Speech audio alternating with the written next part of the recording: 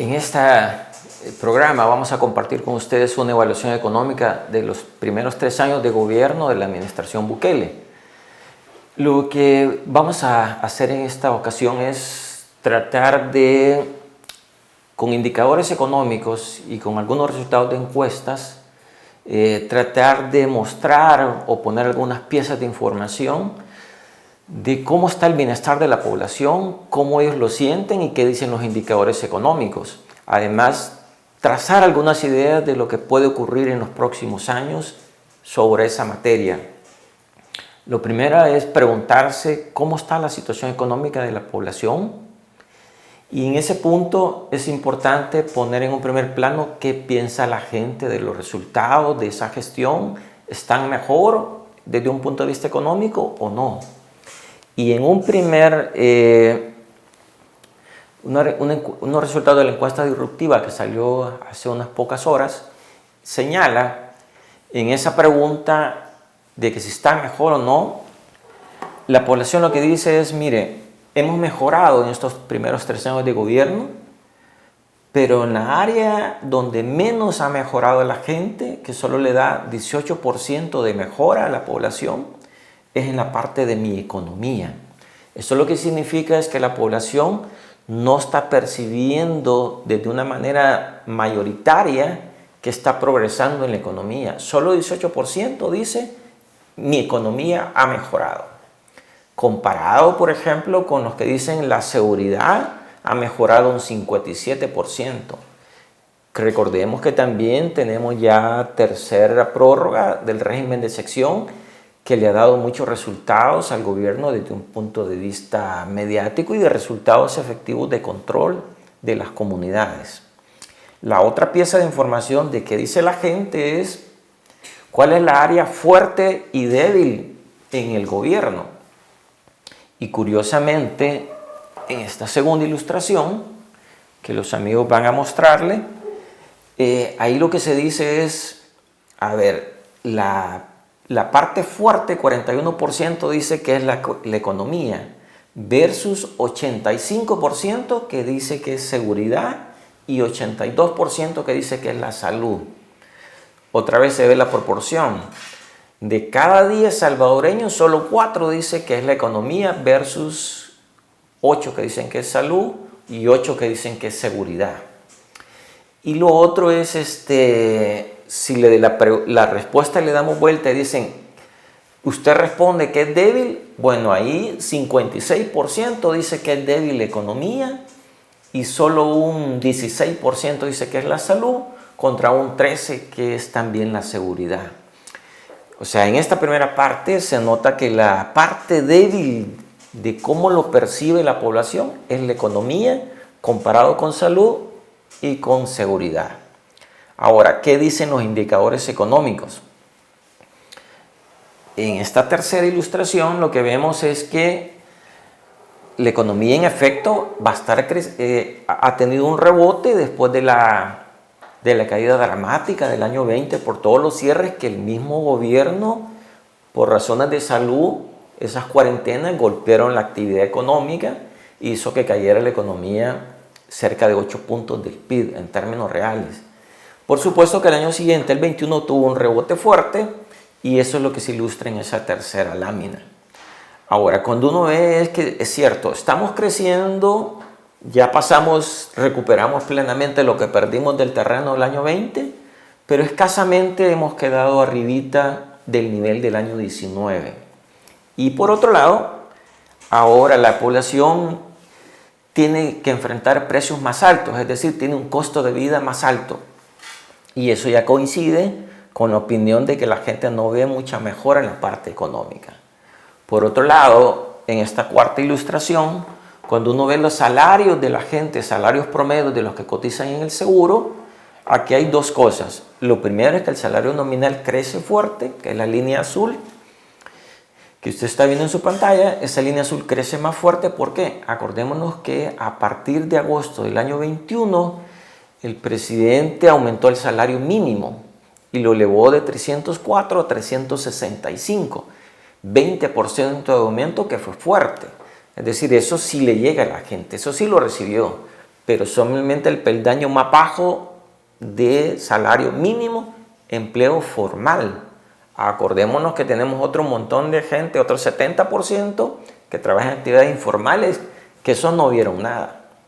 Pero si yo además ese salario nominal le quito la inflación del tiempo, prácticamente la inflación se está comiendo ese 20% si yo comparo con el punto de partida del mes de mayo del 2019, que es el mes antes del ingreso del presidente. Es decir, en el camino la inflación se ha comido ese 20% y es muy poco lo que va quedando. Ahora, hay que decir también que el empleo ha estado creciendo. En esta ilustración se ve muy bien que si bien en la pandemia retrocedimos en los niveles de empleo cotizante formal al seguro, pero en el año 21 rebotó fuertemente por toda la dinámica que se ha generado en la actividad empresarial y proyectos públicos también, empleo público también. Pero ojo, también hay que contar la historia de que ha aumentado la pobreza. Ha aumentado la pobreza por la pandemia. Se perdió muchos ingresos y actividades por los cierres, sobre todo en el sector formal e informal. Alguien puede decir, bueno, pero ahí hay una contradicción. Hay más empleo, pero hay más pobreza. Sí y no. ¿Por qué? Porque si bien hay gente que se han incorporado a nuevos empleos, algunos que perdieron su empleo no han regresado y han retornado al sector informal con otros niveles de ingreso. Además se destruyeron muchas empresas, quebraron muchas empresas formales e informales. ¿Cómo está la inversión extranjera? Que es importante porque la inversión extranjera da una luz de qué tantos nuevos empleos se pueden estar creando. Curiosamente, la trayectoria es que el año 20 y el año 21 está menos dinámico que los años anteriores. Por supuesto que el año 21 la inversión extranjera es mayor que el año 20 de la pandemia, pero su nivel es muy bajo y seguimos siendo la economía que recibe menos inversión extranjera de la región de América Central. Esa es una mala noticia porque está diciendo no hay mucho interés de invertir en El Salvador y mejor me lo llevo a Guatemala, me lo llevo a Costa Rica. ¿Y eso es por qué?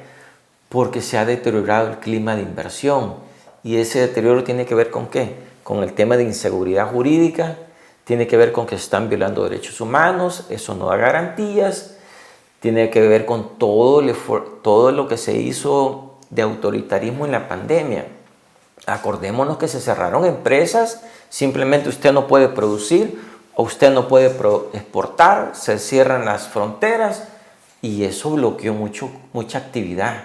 Entonces un empresario en ese mecanismo de decir aquí no hay leyes, no se respetan, pues se la piensan.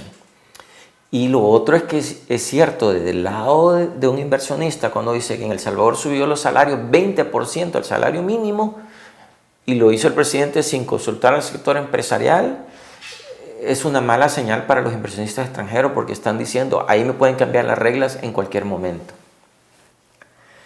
Por otro lado, el sector agropecuario no ha logrado rebotar ni siquiera con el rebote del año 21. ¿Por qué? Porque en la pandemia fue uno de los sectores sacrificados y los apoyos no han llegado en la intensidad y la extensión que se requiere. ¿Qué se hizo en la pandemia con el sector agro? No apoyarlo e importar granos básicos. Eso ha sido básicamente lapidario. Es cierto que se le ayudó a la población con esas importaciones, pero no a la producción, no a los pequeños productores. Y se sacrificó las cadenas locales agrícolas o agro. Hasta el año 22 hay un intento de apoyarlos, pero ya se llega tarde y con otro escenario, que es precios de insumos, fertilizantes más caros.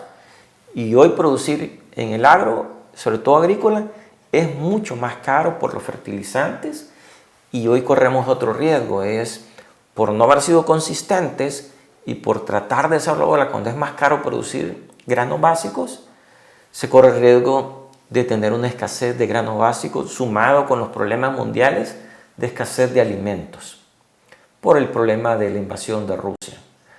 Ahora, Es cierto que este gobierno ha tenido que lidiar con un problema mundial, que es la pandemia, que es la escasez de alimentos y subida de precios de alimentos por los problemas de logística y además por la invasión de Rusia a Ucrania.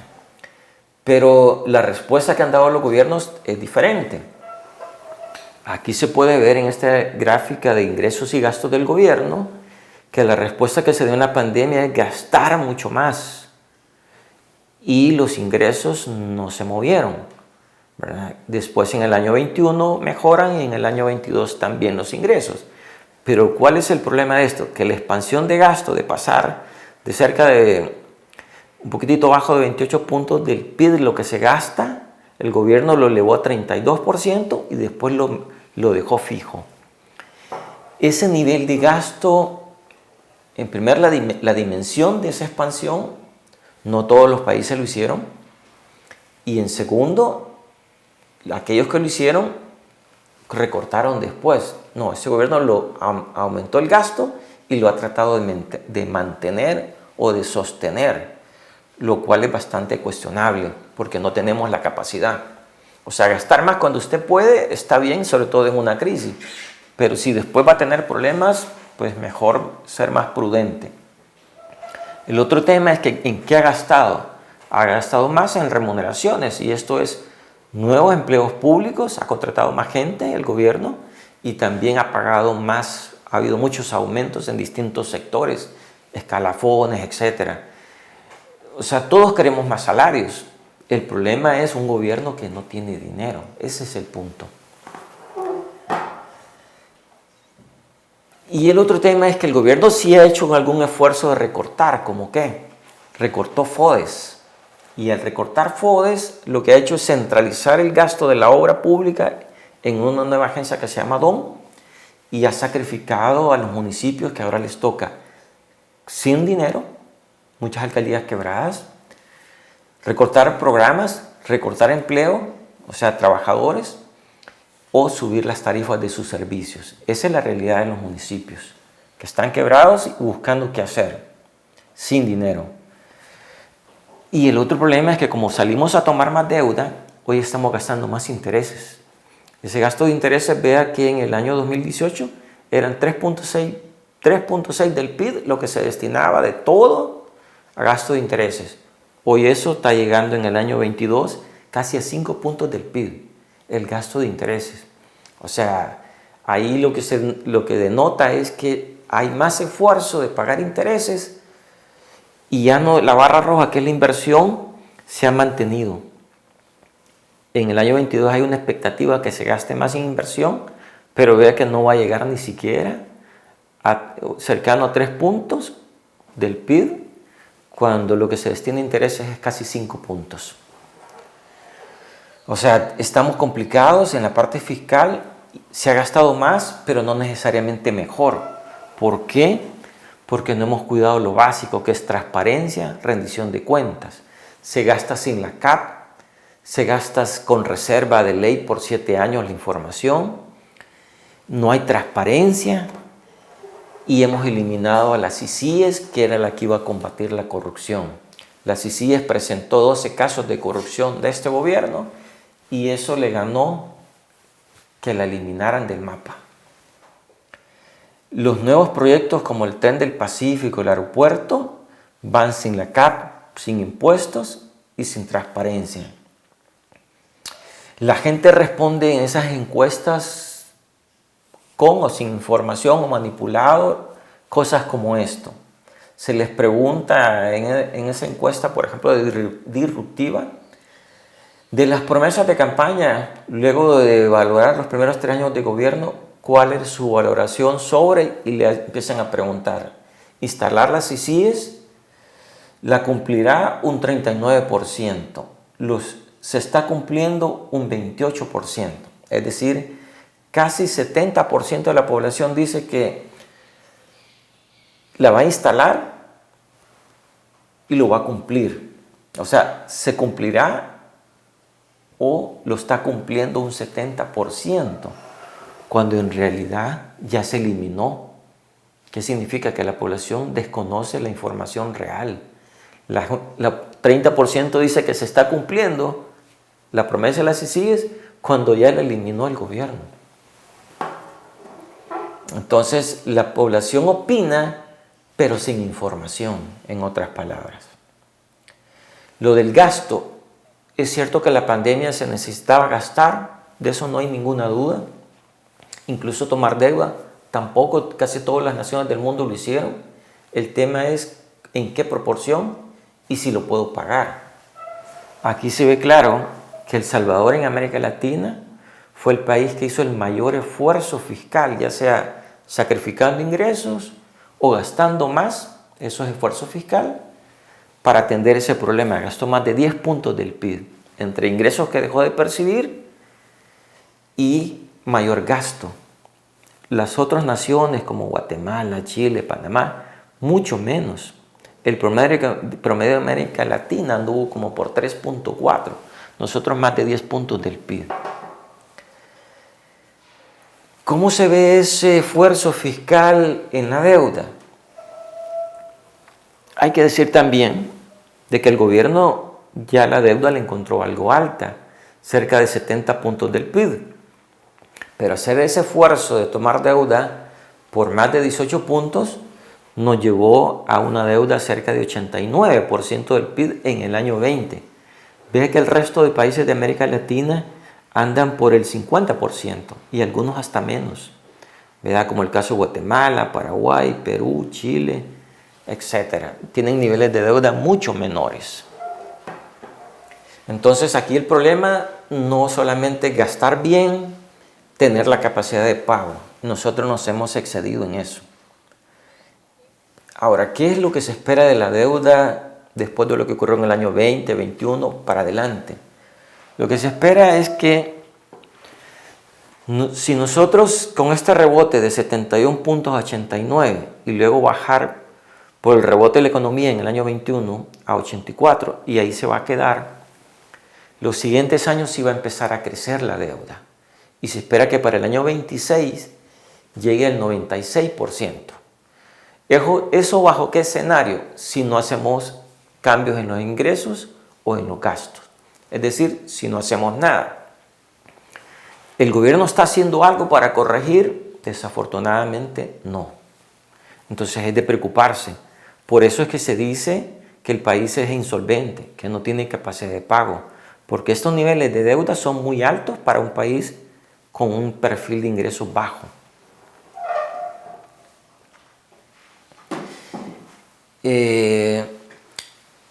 Se ha gastado más en programas de subsidios. Definitivamente todos los gobiernos han creado subsidios, han gastado en subsidios, pero en pandemia hicimos un gran esfuerzo el gobierno con los $300, con el apoyo de las empresas, aquellos 600 millones para el fideicomiso, todas las bolsas de alimentos. Y después de la pandemia hemos seguido también el gobierno gastando más, sosteniendo los precios fijos de gas, gasolina, energía, agua. Y ahora vienen megas proyectos de inversión, como el tema de el tren del Pacífico, el aeropuerto, el proyecto Bitcoin, pero ojo, no tenemos plata y aquí se habla de grandes obras sin recursos y queda la duda de la capacidad de pagos.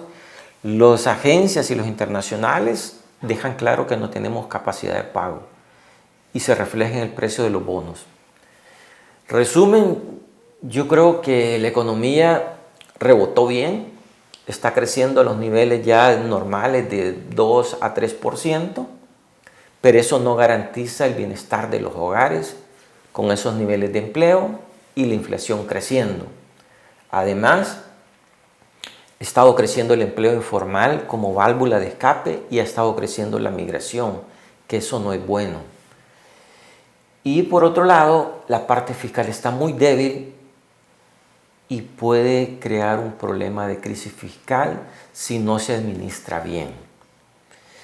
Y aquí es la parte delicada, porque todo lo que se ha construido el gobierno de apoyo, de buena nota en salud, de buena nota en educación, de buena nota en seguridad, se puede perder si la economía entra en una crisis.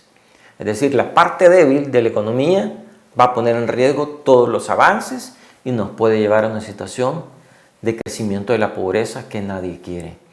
Espero que esta evaluación de luces y sombras pueda ser compartida y lo invito a difundirla. Que estén bien. Deseo lo mejor para ustedes.